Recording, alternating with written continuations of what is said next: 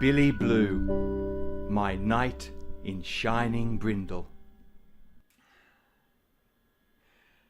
Welcome to another episode of A Poet Reads to Write. I hope you enjoy your time in my small corner of BookTube and that you stick around with me for the ride. What do you think about this monstrosity growing on my face? It's terrible, isn't it? Truly dreadful. It is my ironic tribute to one of my favourite authors of all time, Virginia Woolf, and her reaction against everything Victorian, you know, the death to greybeards and all that jazz. So this is my ironic tribute to Virginia Woolf. Today, I would like to share with you the first two chapters from my forthcoming autobiography in verse called Hounded. I'm hoping that Hounded will be published around the middle or the end of next year.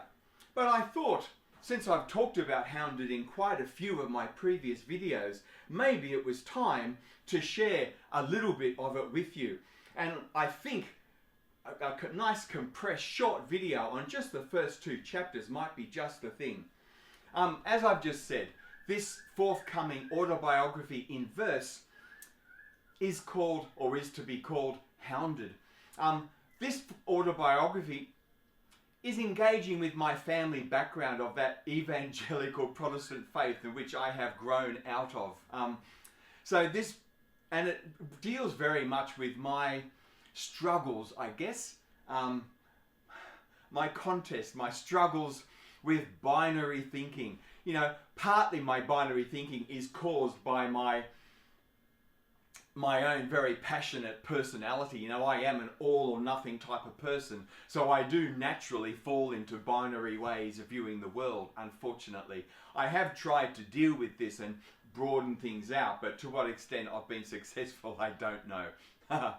And my binary way of thinking is also, of course, a result of my very, very naive, idealistic Christian, you know, evangelical Protestant upbringing.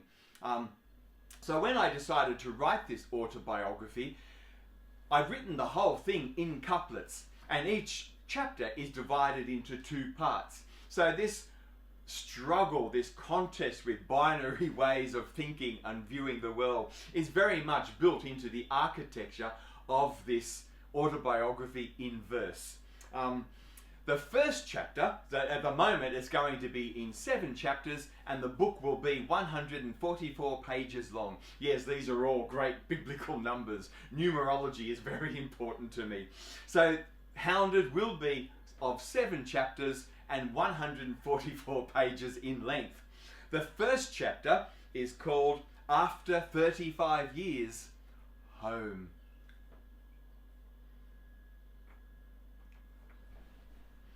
Chapter 1, Part 1. After 35 years, home. After 35 years, home again with mum and dad, return to sender because depression is a stink and spat. The eldest of 6, I was the first and so far only to throw out the born again pigeonholing of faith, to divorce and launch again from failure. I grieve to be seen as faithless, though I've never really been false, and my anxieties, alcoholism, and aching indecisiveness are humiliating. I fear family see causation between loss of belief, the demise of marriage, and depression. That I am angry with only self to blame, the cliche who never saw it coming. But since arriving home, I have encountered only tenderness. I am jobless and reduced to medically pensioned irrelevance, but this also gives me time and space to burn with my books and music and hound. I kiss the softness that is a dog's ears, sleep with him, and receive his crying yaps of delight whenever I return home, the love only found in a wagging tail. I might be an X, but to him X marks the spot, and I am treasure, no matter how I feel. I need to pick up internet banking, the operation of anything with a button, self-regulation. My ex-partner always managed this domestic alchemy, and while I did most of the cooking and cleaning, she made me hum and work. Why didn't I get relief sooner? Confess that my habit of self-harming was perhaps peculiar, maybe not healthy at all. In retrospect, it could have all been different if only I'd been sweeter, more malleable, with a pinch of graciousness and humility. But I had to be hauled to help, made accountable, and it was all too late, to my shame. This has made me reflect much on my history with the precious one. Was I so devoted that I smothered? We'd barely escaped adolescence when married, our shared futures straightened by evangelicalism. Is it surprising then that love was compelled to flee? In my encounter with the professor, Ellie Anderson, in Phenomenology and the Ethics of Love, I bear the ruling of Simone de Beauvoir's distinctions between authentic and inauthentic love, the disrespecting of the other as idealized object behind a white picket fence. And I grow bitter at socialization's corruption. For too long I have indulged myself that I am all or nothing and mad due to some moral conviction. I now fear a pain in the arse contrarian disposition is more my thing. This is upsetting, unsettling even, and it pricks my social anxiety, which I have in spades. I had 4 university graduations and worked hard to attend, but went to none. The dread of humiliation in public was a fact known more than my own name. I decline parties, have never been to a rave, dance or club, and hold back in too many corners when wooed to a launch. Awkward and nervy, or just plain rude. We all, sooner or later, love Mr. Darcy, but I am more Mr. Collins, or Reverend Collins, praying for the exalted standing poured from a bottle. Self-harm has always been more my thing. And I regret so much. Do I hate myself, or am I just really disappointed? Self-absorption is one symptom, and I am worn out, rubbing my nose in floors. I have signed up to so many courses in mindfulness, but my ADHD nature promptly casts aside such poise as tomfoolery. And yes, I have had big, unruly dreams my whole life. In adolescence, it was the hyper-emotional good versus evil, where I was chosen to save the world by sleepwalking to my family's first floor balcony in order to perform a somersault before coming to an Olympic gymnast landing on the roof. Needless to say, this did not end well. And when I hit the ground, skewered on a star picket, I had blood spurting from a new hole in my arse. For months afterwards, I was terrified of sleep, and Mum hung tins and bottles in every doorway to sound alarm and keep me in. Now I dream of sports ovals. I am blowing my whistle and losing my power to transform others amidst a pack of noisy, uncontrollable teenage kids. While all around the oval's perimeter there stands a mob of heckling colleagues and parents, all finger pointing at my impotence. I try hard, but my habitual notable dreams now plague me and end in shambles. Chapter 1, Part 2. I arrived at Mum and Dad's a couple of months before Christmas 2021. Melbourne was still in lockdown, so I needed special permission to travel and make myself homeless. And New South Wales family could acquire no consent to cross state borders and help. Frazzled, scared stiff of the logistics for booking a rental truck, paying bills and driving on my own, I broke things down and stayed close to my hound. To manage my loony state of affairs, I had not driven for 5 years. So when climbing into that cab, I was no blissful boy. Happily, my daughter and her partner met me at the border, freeing me to snuggle down with my dog and their sweet hearts. Never have I been so relieved. The move done, I settled in with Mum and Dad to the Christmas countdown, my first as solo flyer. I am one in a large extended family with exhausting unwritten rules for receptivity, and the second guessing always brings me undone. And to top this,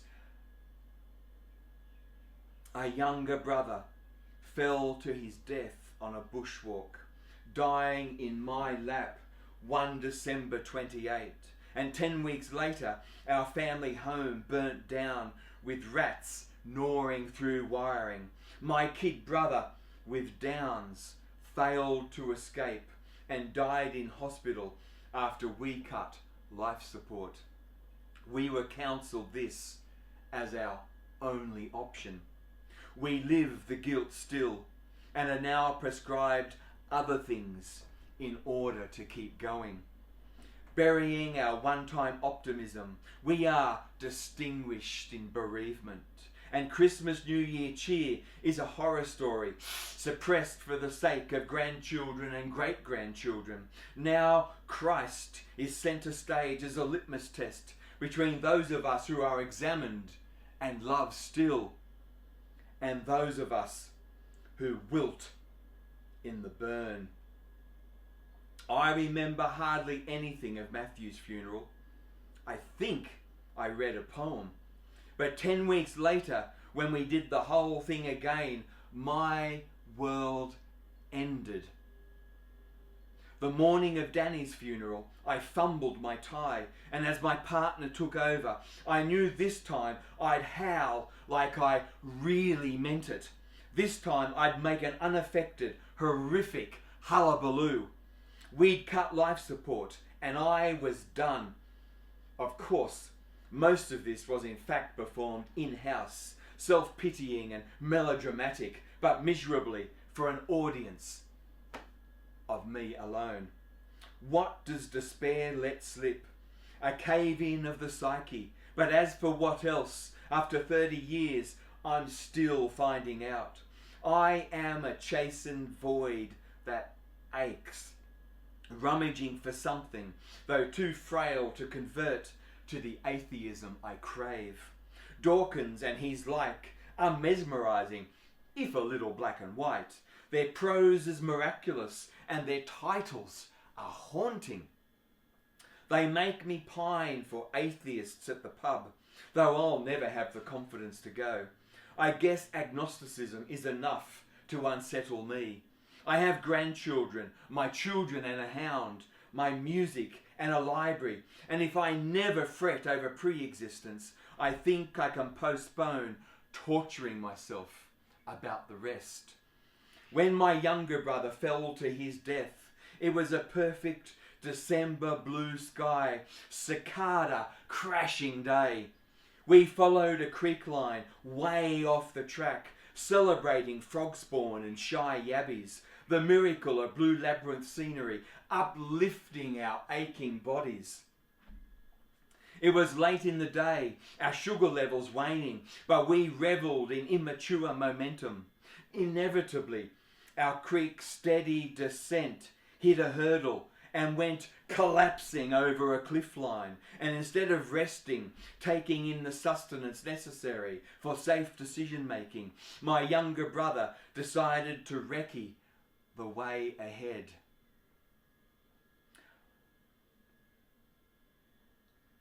I saw nothing but the thump of his smashed body piled up more shock than I could bear. My brothers-in-law heroically went for help, leaving me alone to gather my brother into my lap. His snot, blood, and brain fluid pooling into me. We were lost in a space of such secluded beauty, all ferns, fungus, moss, and turpentine majesty. We killed time waiting for the chopper rescue, and the cicadas roared. Blood pooled in the creek at the cliff bottom, and eventually discharged yabbies from their hidey holes. I was sickened and spellbound. My brother never regained consciousness, but made a constant stomach-churning groan. And I will never forget the moment he died. I stood and wailed, mesmerized by the exquisiteness of our spot. Yes, I was overwhelmed with shock, but this instant that should have been flooded with such consequence had none. There were no prayers or relieving light, nothing. And I was beaten with this reality. The moment of death is as significant as taking a dump. So I have been transformed by survivor guilt and nerve-wracked worrying into a mess. 30 years later, I am useless, and consequently, my body buckles and trails. Now I am a teeth grinder with 21 pearly whites needing either extraction or filling. And I have started having fainting spells. 1 minute I am fine, the next my head is a spin, and the more I fight it, the more consciousness wanes. After a short spell, I regain some wit and vomit, expunging crap like some old drunkard. Doctors, my family fears I've returned to the grog, and while endeavouring to give witness to my sobriety, are distressed by what they see. Doctors do tests. Nothing seems wrong. Maybe I've been exposed to a virus, flustering equilibrium. Maybe we need to change my meds or dosages, but there's nothing conclusive. So the elephant in the room gets another run. Let's put it down to stress. Maybe we're not managing anxiety and depression all that fluently after all. It kind of makes sense, and that makes me sad. Chapter 2, Hounded. Chapter 2, Part 1. I am redeemed by love, by a speedster's long-haul dog love, and now I wish to live and grow well, to save the day for him. My hound's racing name was Sir JJ, and apparently he was quite successful. I don't know why this is notable, as I am quite ignorant about the racing industry, but I have searched the internet and watched all his races with elated pride. Sir JJ won heaps, always coming from behind and out wide, away from the pack. He was an exciting finisher. When Sir JJ came to me, I was no winner. Melbourne was in its first hard lockdown, and with so many working from home with their kids, you couldn't beg, borrow or steal a pet. Demand was intense. My partner found a rescue greyhound agency, and hamming up my mental crisis with medical support, captured me a therapy hound. and I have never been so grateful. For 20 years I'd made an art form of avoidance, burying bereavement and other resolved issues into work, rubbing myself out. I had resolved to finish and just needed a dead-on, guilt-free end. There was a lot of blubbering. Then one night things reached a crisis, and in my partner's lap, both exhausted and in tears, she gave me permission. I don't know why, but this broke some circuit and my plans changed. As each compulsion to end strengthened, I would find relief in self-harming. Cutting would give release. But each reprieve was one with incrementally increased struggle until committal again seemed my terminus. Something had to give. And so my partner got me a dog. Sir JJ swaggered into our home and straight away fancied our small townhouse turned kennel, discovered our suburb was delightful, and adored me. I was dumbfounded and transfixed. This ex-racer came to me as Sir JJ, with so much know-how of camera, lights, action. But as he leaned into every cuddle, this Velcro hound became my Billy Blue, my knight in shining brindle. Chapter 2, Part 2. Eventually, exhausted beyond what was fair, my partner left me. I had taken too long to get help, too long to confess my vulnerabilities, and much to my shame, was wrong. I was jobless, homeless, and certainly felt friendless. Depression is as demeaning as it is debilitating. I clung to Billy, and he got me through. My parents wanted us, so anxiously I made plans. I boxed my library and clothes, parcelled my artworks and framed university degrees, sorted my tea and coffee accoutrements, my stratagem for sobriety, and loaded the truck. And as I made ready, Billy became uneasy. He was in my way at every turn. He had only one concern, not to be left behind. He chose me. And in tears, I was calmed. I love the Hume Highway between Melbourne and Sydney. It makes me feel like I am driving into Lloyd Reese's Road to Bury. But this time, it was hell. I was driving away from my partner, away from our shared life of 35 years, from love I thought was forever. I had few prospects and couldn't work the sat-nav on my own. Anything with a button or requiring of a tool terrorizes me. I found a certain fulfillment in cooking and cleaning, but the scary stuff was my partner's purview. And now I had blown my cover. As I drove up that highway, begging to stay true, my only comfort was the idea of meeting my daughter and her partner at the border, and my Billy Blue, perched precariously on the front seat beside me, because he wouldn't stay behind, because he'd chosen me.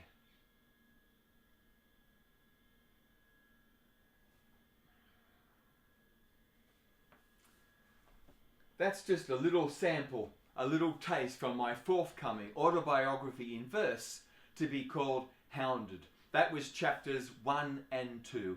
A lot of the chapters subsequently get quite a bit longer. As I said, this book will be in 7 chapters and it will have 144 pages. I'm almost at the end of chapter 6, so I've really only got chapter 7 to write.